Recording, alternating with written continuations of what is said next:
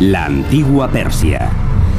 Indómita, formidable, implacable. Durante años, el misterio rodeó a este imperio sin parangón en conquistas y riquezas. Para crear un imperio de la envergadura del persa, el mayor que ha conocido el mundo, obviamente hace falta cierta pericia militar. La civilización persa se extendió del norte de África a Asia, regida por una dinastía de extraordinarios gobernantes de un poder y ambición sin límites. Ciro el Grande es uno de los pocos que se ha ganado de verdad su sobrenombre. El imperio persa nos ha legado algunas de las proezas de la ingeniería más asombrosas de la historia. Además de erigir majestuosos palacios en medio del árido desierto, también construyeron carreteras, puentes y canales. Todo el mundo ha oído hablar del canal de Suez, pero ¿y del canal de Darío? Pero se avecinaba una tormenta. La antigua rivalidad con los griegos daría lugar a un épico enfrentamiento que cambiaría el curso de la historia y que resultaría determinante para el mundo occidental durante los miles de años que siguieron.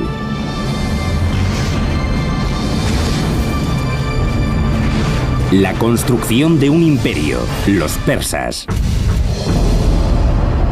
Corría el año 330 a.C.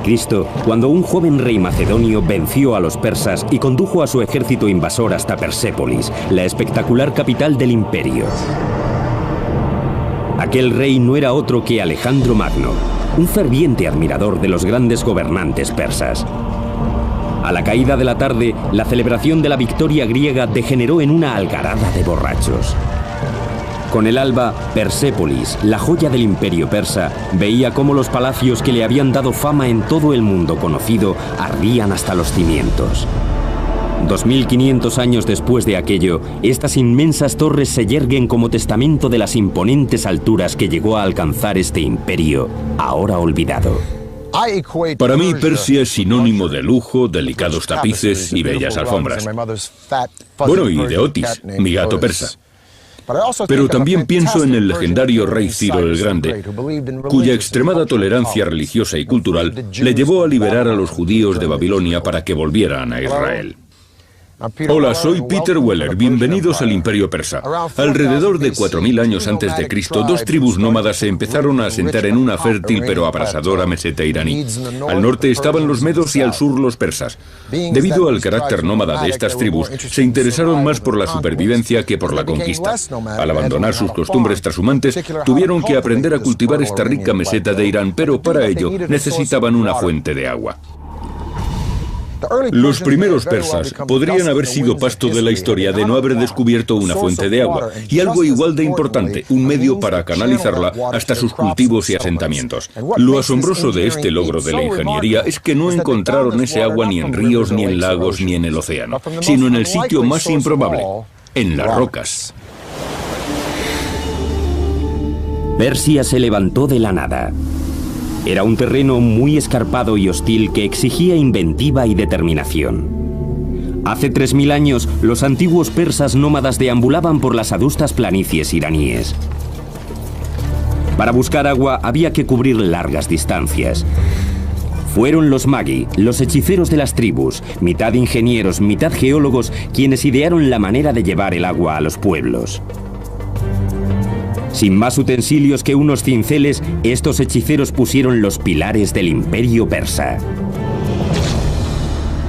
Y lo hicieron mediante un revolucionario sistema de canales subterráneos de irrigación llamados kanats. Su funcionamiento se servía de la gravedad para aprovechar la topografía natural del terreno que describía una pendiente continuada hasta la cordillera de Al-Borz, en dirección al Golfo Pérsico. Desde la superficie se introducían ejes verticales a partir de los cuales se excavaban túneles horizontales de poca longitud. Alrededor de 1 kilómetro colina arriba se volvía a construir otro eje y así el canal iba avanzando. Podía estar a 20, 30 o 40 kilómetros de distancia, así que requería mucha pericia dar con el lugar de la pendiente en el que el canal conectaba con el acuífero, o incluso las filtraciones del agua subterránea en lo alto de la montaña. El ángulo de las colinas era esencial. una unidad en vertical por cada 100 unidades en horizontal. No podía ser muy empinada porque la base del canal se erosionaría. Pero claro, tampoco tan horizontal como para que el agua no llegara a su destino. 2000 años antes de los legendarios acueductos romanos, los persas ya canalizaban enormes cantidades de agua a grandes distancias en condiciones de gran sequedad sin apenas pérdidas por escapes o por la evaporación. El agua significaba comida, pero la tecnología para localizar agua y trasladarla era como una zanahoria que los persas les habían puesto delante a sus vecinos. En el año 700 a.C., todas las tribus se guiaban por una figura legendaria llamada Aquemenes, el fundador de una gloriosa dinastía, una dinastía que prosperó gracias a un hombre al que me hubiera gustado conocer, Ciro el Grande. Ciro creó y custodió un imperio gracias indudablemente a su astucia militar, pero también era un genio de la política, un gobernante eficiente y benévolo. Los historiadores le consideran un humanista, los judíos un Moshiach, y su propio pueblo le llamaba padre. Incluso los jónicos a los que conquistó le tenían por un legislador justo y un digno mandatario. Ciro el Grande llegó al poder en el año 559 a.C. Era el principio de la dinastía aqueménida. Su reinado cambiaría para siempre el curso de la historia y redefiniría la arquitectura como tal. Si uno piensa en los personajes de la historia que más han influido en nuestro mundo, Ciro el Grande es uno de los pocos que merece entrar en esa categoría. Es uno de los pocos que merece ser llamado el Grande. El imperio que Ciro regía fue el mayor que habían contemplado los antiguos. Puede que el mayor de toda la historia.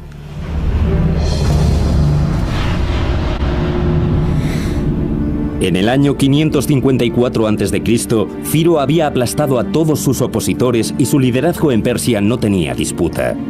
Era el momento de conquistar el mundo. Si pretendía levantar un imperio, necesitaría una capital que estuviera a la altura de su importancia política. Fue entonces cuando Ciro se embarcó en uno de los proyectos de ingeniería más ambiciosos jamás vistos en la antigüedad. La primera capital del imperio persa, Pasargadas, en la moderna Irán. Ciro fue un constructor muy innovador. No se conformaba con cualquier cosa. Uno podría decir que sus proyectos arquitectónicos reflejaban de alguna manera las tecnologías que iba encontrando a lo largo de sus varias conquistas. Como los romanos, los persas solían tomar cosas prestadas. Cogían las mejores y más avanzadas ideas de las culturas que conquistaban y las perfeccionaban aún más para darles su propio y particular toque. El arte y la ingeniería de Pasargadas recogían influencias procedentes de parajes tan remotos como Asiria, Egipto y Asia Menor, a miles de kilómetros de distancia. Había mamposteros, carpinteros, enladrilladores y escultores de relieves, y se sabe que solía tratarse de trabajadores importados de todos los rincones del imperio. Transcurridos 2500 años, estas desvencijadas ruinas son los únicos vestigios de lo que aquí se erguía, la primera y deslumbrante capital de Persia. El orgullo de Pasargadas eran sus suntuosos palacios, rodeados de fabulosos parques y deliciosos jardines. De aquella época datan los primeros testimonios sobre los espléndidos Pairidaeza, los famosos jardines cercados de la antigua Persia. Estos jardines tenían casi 1 kilómetro de canales de piedra caliza diseñados para que el agua llegara a unos pequeños pilones cada 15 metros. Los Pairidaeza de Pasargadas fueron el espejo en el que se miraron muchos de los fastuosos jardines del mundo durante los siguientes 2 milenios.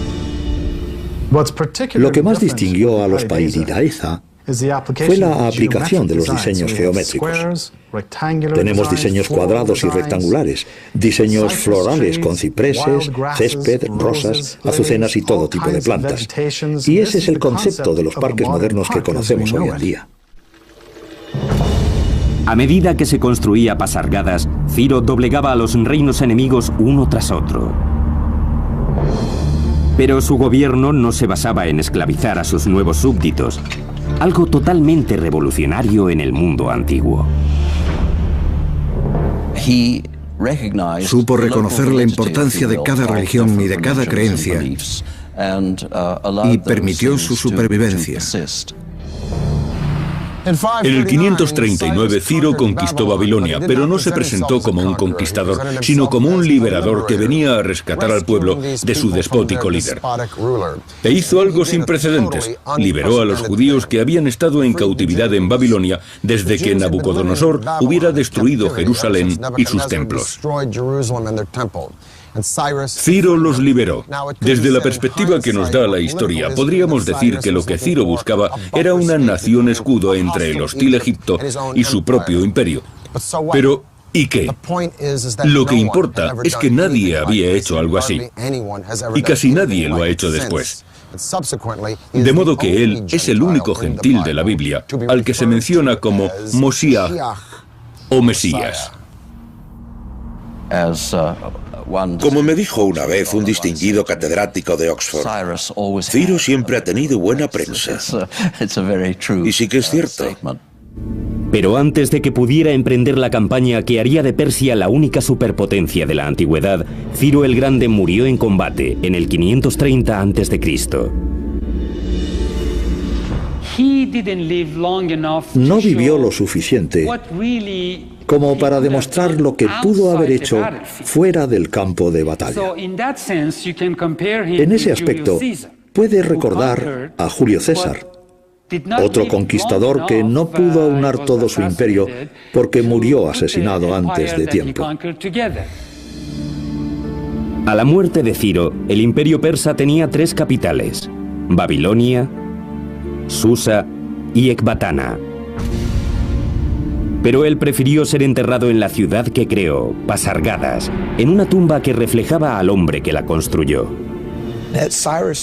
Uno de los aspectos de la tumba que demuestra la humildad de Ciro es que apenas tiene ningún adorno. Es muy sencilla y muy elegante. Los arquitectos de Ciro proyectaron la tumba a base de sencillas y pesadas losas rectangulares para cuya colocación tuvieron que recurrir a rampas, poleas y abrazaderas hasta darle a la tumba sus casi 11 metros de altura. La tumba de Ciro es un sencillo y en apariencia humilde monumento para el artífice del mayor imperio que el mundo ha visto hasta la fecha. Y tras 25 siglos se conserva bastante bien.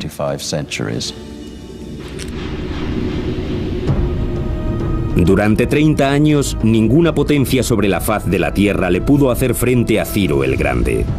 La vacante de su trono creaba un vacío de poder que arrastraría al mundo antiguo al mayor de los caos.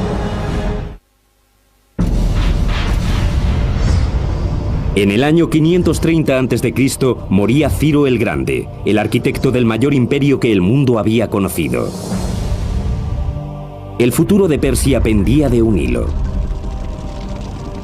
En un momento en el que rivales y aspirantes al trono se disputaban el poder, un primo lejano de Ciro, un brillante general, se alzó para asumir el mando.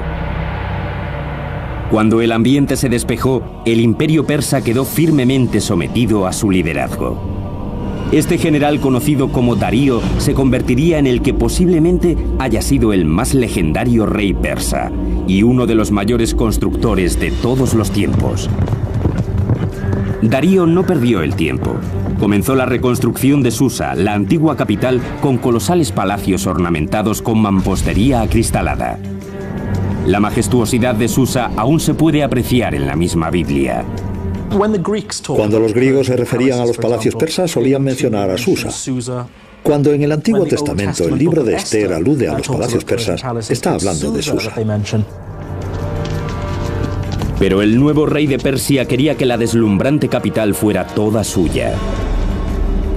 En el 518 a.C., Darío emprendió uno de los proyectos de ingeniería más ambiciosos de la antigüedad. Situada junto a la moderna ciudad de Shiraz, se la conocería como Persépolis, ciudad persa en griego. Todos los palacios se levantaban sobre una extensa plataforma de piedra diseñada para realzar la magnitud del imperio.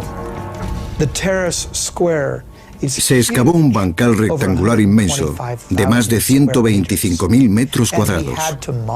Los ingenieros tuvieron que modificar el paisaje, tuvieron que nivelar parte de la zona y construir un muro de contención. Darío quería que se viese desde lejos, por eso mandó construir una terraza en la ladera, para dotar al conjunto de mayor grandiosidad y solemnidad. Persépolis fue un desafío colosal para la ingeniería. Sus muros superaban los 18 metros de alto y los 10 de ancho. Y sus enormes salas albergaban columnas de diseños extremadamente elaborados. Se necesitaron miles de arquitectos, artesanos y trabajadores, así como toneladas de materiales que tuvieron que traerse de los 4 confines del imperio. La mayoría de los antiguos imperios se construyeron gracias a la mano de obra de las legiones de esclavos.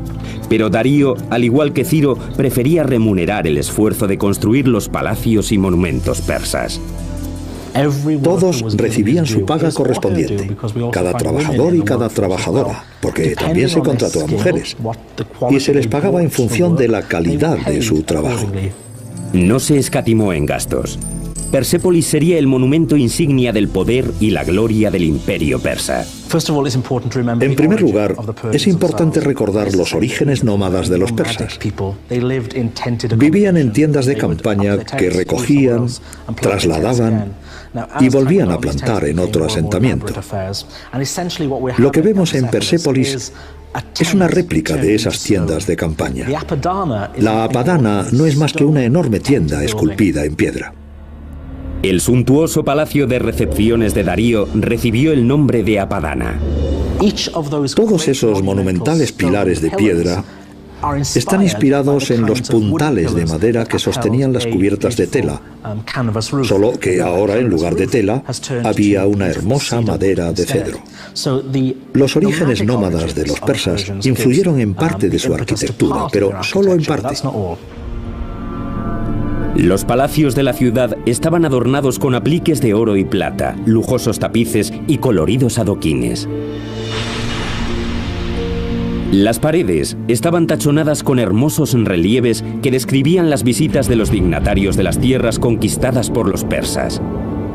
Pero las maravillas arquitectónicas de Persépolis trascendían los muros de la ciudad. El diseño y la construcción de su intricado sistema de alcantarillado fueron algo único hasta entonces. Antes de pavimentar toda la zona, los ingenieros de Darío proyectaron un sistema de alcantarillado lleno de cañerías de desagüe que quedaron tapadas por el pavimento. El agua también se traía por el sistema de canats, pero para el desagüe se utilizaron esas cañerías que se encargaban de los vertidos. Toda aquella red se extendía bajo la superficie para que los visitantes nunca llegaran a verla. Incluso mientras llevaba a cabo sus proyectos de infraestructura más ambiciosos, Darío no dejaba de ampliar los territorios del imperio. Bajo el acertado liderazgo de Darío, el imperio persa cobró unas proporciones gigantescas. Llegó a abarcar lo que hoy es Irán y Pakistán, parte de Armenia, Afganistán, Turquía, Egipto, Siria, el Líbano, Palestina, Jordania y algunas regiones de Asia Central hasta el norte de la India. No es cualquier cosa. Para conectar los extremos más alejados del imperio, Darío iba a poner en marcha 2 atrevidos proyectos. Uno se extendería más de 2.400 kilómetros a lo largo del imperio, y el otro crearía una vía de comunicación entre el Mar Rojo y el Mediterráneo.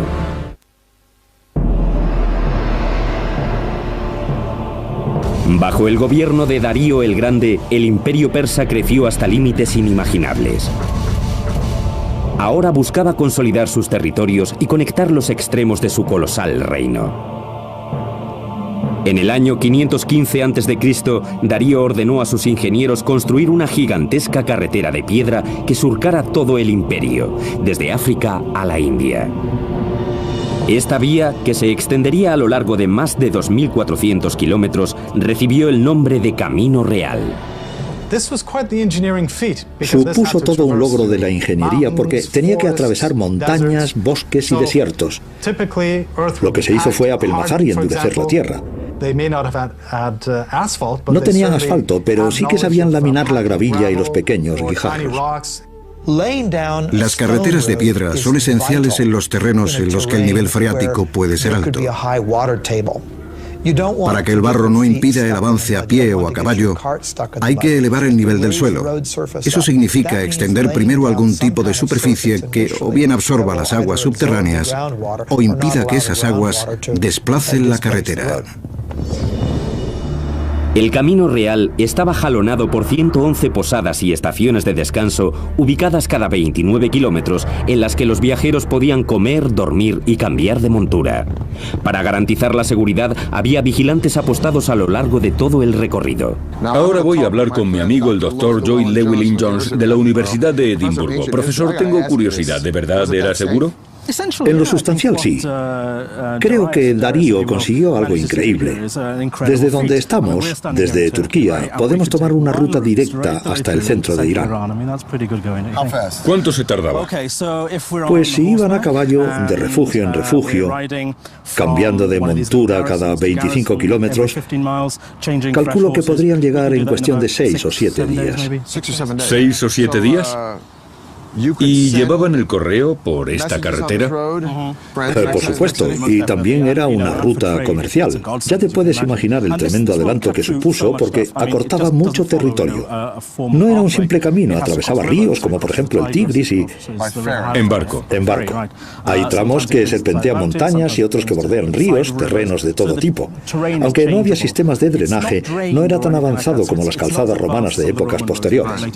Así que no tenían alcantarillas. No, nada de eso. Tendrían unos 6 metros de ancho y una base de gravilla, lo que favorecía el tránsito de los caballos y los carruajes. La idea era cubrir la distancia en el menor tiempo posible. Lloyd, ha sido un placer hablar contigo. Gracias por iluminarnos con tus conocimientos. Sin embargo, a Darío todavía le quedaba tierra por conquistar. Había una región que escapaba a su control, las vastas extensiones del norte de África, y estaba decidido a abrirse camino hacia ellas. Encargó a sus arquitectos proyectar un enorme canal que uniera el Mediterráneo y el Mar Rojo. Todo el mundo ha oído hablar del canal de Suez, pero ¿y del canal de Darío? Lo que él hizo fue construir un canal de este a oeste de 210 kilómetros de longitud. Con los conocimientos hidrológicos de la época, los ingenieros de Darío utilizaron herramientas de bronce y hierro con las que primero excavaron el canal y luego apartaron la arena y levantaron paredes de piedra para facilitar la navegación. Incluso con una ingente mano de obra de canteros y constructores egipcios, se tardaron 7 años en construir la canalización de más de 210 kilómetros. Algunos tramos del canal situados entre el Nilo y el Mar Rojo no eran propiamente un canal, sino un camino de piedra sobre el que se tenían que arrastrar los barcos hasta llegar a otro tramo de mayor profundidad, donde pudieran volver a ponerse a flote. Darío decía: yo, Darío, rey de reyes, conquistador de Egipto, construí este canal. Creó una ruta comercial entre el Mar Rojo y el Nilo. Según sus palabras, los barcos tenían que atravesar mi canal. En el año 500 a.C., Persia era sin duda el mayor imperio que el mundo había contemplado, superando en envergadura y riquezas al mismísimo Imperio Romano en todo su apogeo 4 siglos más tarde. Persia era invencible, y sus ansias de conquista comenzaban a hacer temblar a una potencia emergente al otro lado del Mediterráneo, las ciudades-estado de Grecia. Vamos a ponernos en situación. Esa masa de agua es el Mar Negro, y este pequeño recodo es el estrecho del Bósforo, que conecta el Mar Negro con el Mediterráneo. Así que desde aquí, desde Asia o Asia Menor, puedo ver allí mismo el continente europeo. En el año 494 a.C., Darío logró sofocar una revuelta en una serie de ciudades de la costa de Turquía, una revuelta alentada por Atenas. Así pues, Darío quería darle una lección a Atenas. Iba a marchar sobre Grecia con intención de atacar aquella ciudad. Pero ¿cómo lo haría? Tenía que cruzar el mar. Así que levantó un pontón, un puente de barcos, y los alineó de extremo a extremo. Según Heródoto, formó un ejército de 70.000 hombres a lo ancho del mar para atacar Grecia. Impresionante. Los ingenieros persas lograron unir ambos lados del Bósforo hundiendo barcos de extremo a extremo para asegurar unos cimientos. A continuación construyeron un camino por encima que conectaba Asia con Europa. Probablemente se tratara de un entramado de tablones bajo el cual se extendió arena prensada, quizá para mantener seca la madera y reforzar la estabilidad del camino. Para impedir que las embarcaciones se tambaleasen, tuvieron que usar un sistema de anclaje de un peso determinado, pues si era excesivo, los barcos podrían inclinarse demasiado y sufrir daños. El que los tablones se mantuvieran intactos, a pesar no solo del peso de todo el ejército que los cruzaba, sino también del oleaje del Bósforo, fue toda una maravilla de la ingeniería anterior a los ordenadores. A finales de agosto del 490 a.C., Darío ya estaba en suelo griego y se había hecho con Macedonia. Su siguiente paso sería vérselas con el general griego Temístocles y con el ejército conjunto de Atenas y Corintio en la famosa batalla de Maratón. Los efectivos del formidable ejército persa rondaban los 60, 140 o 250.000, depende de las fuentes históricas. Superaban a los griegos en 10-1. Su único recurso era mandar refuerzos y encargaron al legendario corredor Filipides para que pusiera rumbo a Esparta. Filipides cubrió una distancia de 225 kilómetros en 2 días y dio nombre a la famosa prueba de la maratón. Los dos ejércitos se vieron las caras en una vasta y abierta meseta. Si se enfrentaban frontalmente, el gigantesco destacamento persa haría trizas a los griegos, mucho menos numerosos. Fue el comienzo de las guerras médicas. Un reducido pelotón griego atacó a los persas de frente. No tenían nada que hacer. Pero el resto de las fuerzas griegas se desplegaron en 2 frentes y atacaron a los persas por los flancos. Inmersos en una sangrienta matanza, los persas sufrieron cuantiosas pérdidas y acabaron retirándose. Para los griegos fue una gran victoria. Para los persas, un mero tropiezo en su camino hacia la dominación del mundo. Darío decidió regresar a casa y centró su atención en reforzar las defensas de la capital, Persépolis. Nunca llegaría hasta ella.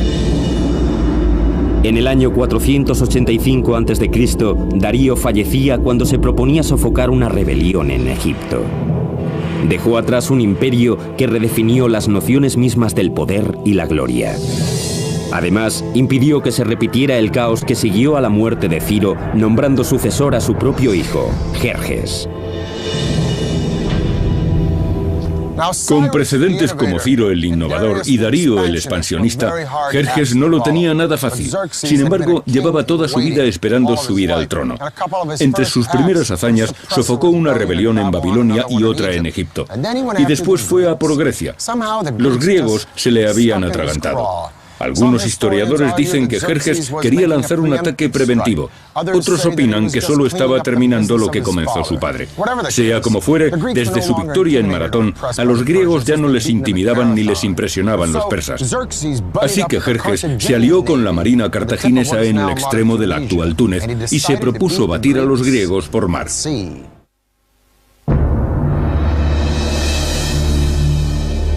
En el año 480 a.C., el imperio persa estaba en su apogeo, extenso, todopoderoso e inmensamente rico. Habían pasado 10 años desde la derrota de Darío el Grande a manos de los griegos en Maratón. Su hijo, Jerjes, es ahora el monarca absoluto de la dinastía aqueménida del imperio persa. Y quiere venganza. Grecia, que aún está surgiendo como fuerza militar, está formada por una coalición de ciudades-estado muy distintas entre sí, que van desde las democracias hasta las dictaduras. Solo les une un credo común: su odio hacia Persia. El mundo antiguo está a punto de presenciar la Segunda Guerra Médica. De su resultado dependerá el futuro del mundo moderno. Tradicionalmente, los griegos llamaban bárbaros a todos los extranjeros. Es probable que todos los enfrentamientos entre este y oeste tuvieran su origen en los persas y griegos y hayan seguido desde entonces. La invasión persa de Grecia se convertiría en una de las mayores colaboraciones estratégicas y tecnológicas de la historia castrense. La invasión masiva consistiría en un complejo asalto por tierra y por mar que requeriría algunos de los avances más asombrosos de la ingeniería. Jerjes quería que sus fuerzas entraran en Grecia por el istmo del monte Azos. Pero la turbulencia de sus corrientes era tan fuerte que el rey mandó excavar un canal que cruzara el istmo. Con una numerosa mano de obra y diversos expertos en la construcción de canales, los hombres de Jerjes apenas tardaron 6 meses en concluir el proyecto. El siguiente reto al que se enfrentaban generales y arquitectos era aún mayor. El multitudinario ejército persa todavía tenía que cruzar el estrecho de Helesponto de 2,5 kilómetros de ancho. A día de hoy, su solución se considera uno de los proyectos de ingeniería más ambiciosos ideados para una campaña militar. Inspirado en las hazañas de su padre, Jerjes ordenó que se tendiera un doble pontón a lo ancho del Helesponto, una construcción que superaría con creces el puente que Darío levantó en el Bósforo. Lo interesante es que se alinearon 674 barcos. ¿Cómo podían mantenerlos estables? Debió de ser toda una proeza, porque el Bósforo no es un área tranquila que digamos, más bien lo contrario. La hilera de barcos permaneció en su sitio gracias a un sistema de cables muy tensos. Seguramente 2 cables muy largos tendidos entre Asia y Europa que mantenían estables las embarcaciones. Pero no hay que olvidar la cantidad de tropas que atravesaron aquel puente. Puede que fueran hasta 240.000 hombres. Las sogas permitían a los botes la suficiente flexibilidad de movimiento en las turbulentas aguas. Cada sección del puente estaba construida sobre 2 embarcaciones conectadas por tablones, de modo que la barrera que formaban pudiera detener las olas, absorbiendo gran parte de la inestabilidad de la superficie. A continuación, los ingenieros persas construyeron una plataforma que cubría todos los barcos y encima de todo aquello, la calzada. Con cada tablón de madera se iba armando una autopista que cruzaba el Helesponto, una autopista hecha de barcos de guerra. No olvidemos que estamos hablando de decenas de miles de soldados de caballería y algunos iban con armadura, lo que aumentaba aún más su peso. Lo increíble fue que los barcos se mantuvieran estables para que Jerjes cruzara hasta Europa con sus hombres y volviera a Asia cuando lo necesitara. Durante un breve periodo, los 2 continentes fueron uno. Al cabo de 10 días, una vez concluido el puente, Jerjes avanzó hacia Europa. Un ejército entero cruzó con todo el peso de sus aparejos y de sus monturas, y los tablones aguantaron.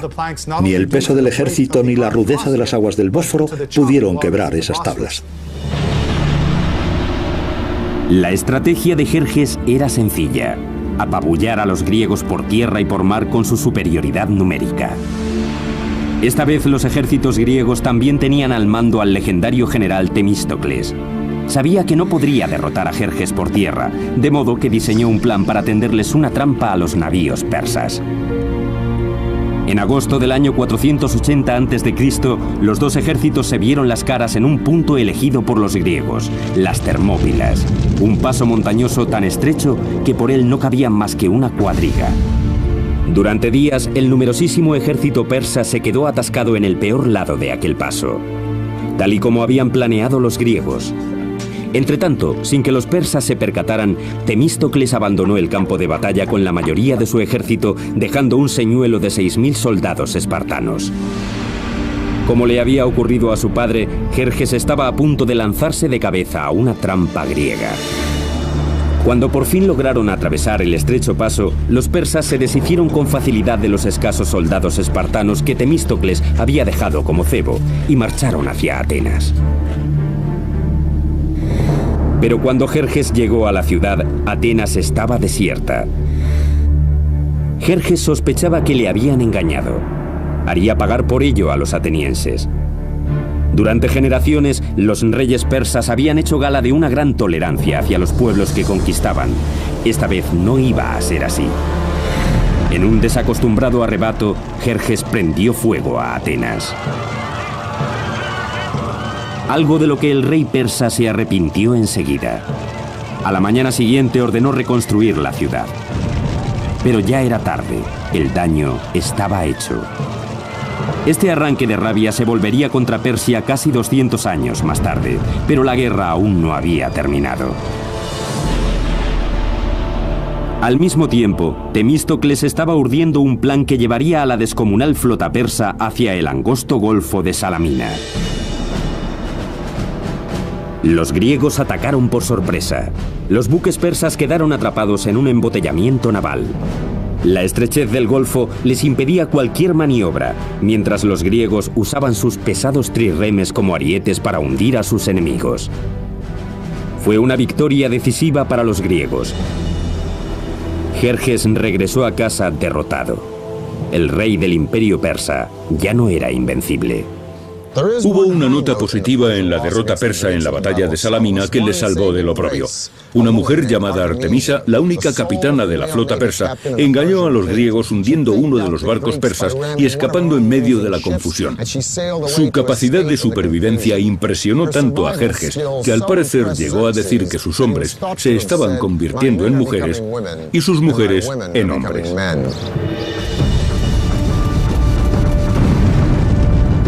Las guerras médicas llevaron a Atenas a su época dorada, pero hicieron vulnerable al poderoso imperio.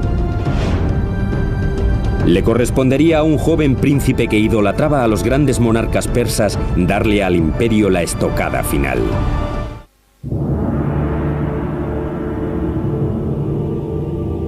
En el año 480 a.C., tras la derrota a manos de los griegos en la batalla naval de las Termópilas, el aura de invencibilidad que rodeaba al imperio había desaparecido. Pero los persas aún tenían por delante días de gloria. En el año 465 a.C. moría el rey Jerjes I. Jerjes legó el imperio a su hijo Artajerjes, quien se impuso la misión de devolver a Persia a su época dorada. Para empezar, se propuso retomar un proyecto iniciado por su abuelo Darío. 4 décadas después de la primera piedra, Persépolis, la majestuosa capital, aún estaba a medio construir. Así pues, Artajerjes supervisaría uno de los últimos superproyectos del imperio persa. Hoy en día se la conoce como la imponente Sala de las 100 columnas.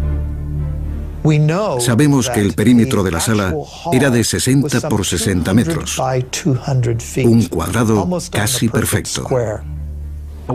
Lo llamativo de las columnas de Persépolis es que cuando uno mira todo el fuste, que puede llegar a tener hasta 30 o 40 metros, no hay ni una sola pieza fuera de su sitio. Forma una vertical perfecta. Trabajaban con lo que nos pueden parecer herramientas primitivas, mazos de piedra y cinceles de bronce, nada más. Pero la acanaladura de las columnas de Persépolis es de una precisión tal que en ella tuvieron que trabajar maestros artesanos. Se construyeron a base de tambores, 7 u 8 tambores apilados. Se montaba un andamiaje en torno a la columna y con una grúa de madera colocaban cada tambor en su sitio. Cualquier rey o gobernador de visita, o cualquiera que entrara en aquella sala, se quedaría impresionado ante la vastedad del bosque de columnas que se extendían casi hasta donde alcanzaba la vista. Una proeza increíble. En todo el imperio, los persas seguían produciendo algunos de los hitos arquitectónicos más extraordinarios de la antigüedad. En el año 353 a.C., la esposa de un gobernador local comenzó a trabajar en una fastuosa tumba para su marido moribundo. Su tributo sería un prodigio de la arquitectura. Se convertiría en una de las 7 maravillas del mundo antiguo: el mausoleo de Halicarnaso. Este monumento de mármol superaría los 40 metros de altura y albergaría un fabuloso patio en su interior. El techo rectangular formaba una pirámide escalonada, una suerte de escalera hacia el cielo. Más de 2500 años después, la tumba del presidente estadounidense Ulysses S. Grant en la ciudad de Nueva York se inspiraría en el diseño del mausoleo de Halicarnaso. En el siglo IV a.C., la arquitectura persa seguía siendo la más refinada del mundo. Sin embargo, bajo las imponentes columnas y los suntuosos palacios, los mismos cimientos del imperio se estaban viniendo abajo. Y sus enemigos estaban al acecho. Cuando Atenas apoyó una rebelión en Egipto y los griegos ocuparon la capital, Menfis, Artajerjes tuvo que abandonar Persépolis y sus proyectos para librar una contienda y expulsar a los griegos de Menfis y recuperar Egipto. Sería la última gran victoria del Imperio persa, ya que en el 424 a.C., la muerte de Artajerjes dejaría un vacío de poder y pondría fin a 8 décadas de desorganización e interminables luchas intestinas. Mientras el Imperio persa estaba inmerso en conflictos internos y escándalos de corrupción, un joven príncipe macedonio estudiaba a Heródoto y leía los relatos sobre el legendario héroe persa Ciro el Grande. Este príncipe macedonio también sería un conquistador. Se llamaba Alejandro. En el 336 a.C., un pariente lejano de Artajerjes subió al poder bajo un nombre propio de reyes, Darío III. Pasaría a la historia como el rey que perdió un imperio. Durante los siguientes 4 años, Alejandro y Darío III se verían las caras en una serie de feroces batallas en las que el ejército de Darío iría retrasando posiciones hasta sus dominios. En el año 330, Alejandro estaba a las puertas de la joya del imperio persa, Persépolis. Alejandro adoptó la filosofía de los persas en cuanto a los pueblos derrotados. Sus hombres tenían prohibido el pillaje y el saqueo en tierras conquistadas, pero ¿cómo domar a tantos soldados tras una victoria sobre el mayor imperio del planeta? Quizá los soldados se impacientaron o tenían ganas de venganza, o puede que se acordaran de las historias del incendio de Atenas a manos de los persas. El caso es que en Persépolis se desahogaron. Las desmedidas celebraciones tras la victoria degeneraron en el pillaje de los tesoros y en uno de los incendios provocados más lamentables de la historia. Persépolis estalló en llamas. Alejandro no era de los que arrasaban con todo. Lo más seguro es que Persépolis acabara incendiada como un gesto simbólico, no como un gesto destructivo. Debía de haber ropajes maravillosos y muchas telas por todas partes, y el fuego pudo haberse prendido tanto por accidente como a propósito. Pero si de verdad quería parecerse a los reyes aquénidos, lo último que debería haber hecho es destruir Persépolis. Pero en esa época no había bomberos, y una vez que las llamas se prendieron, el incendio fue horrible, dejó su rastro en toda la ciudad. Darío III, que había escapado a ese ataque, fue finalmente asesinado en el verano del año 330 por sus propios aliados. El último de los reyes aqueménidos había muerto. Alejandro le proporcionó a Darío un majestuoso funeral. Más tarde incluso se casaría con su hija y se presentaría a sí mismo como uno de los reyes persas, dándole su capítulo final a la historia de un imperio que se había extendido por 3 continentes durante más de 2700 años.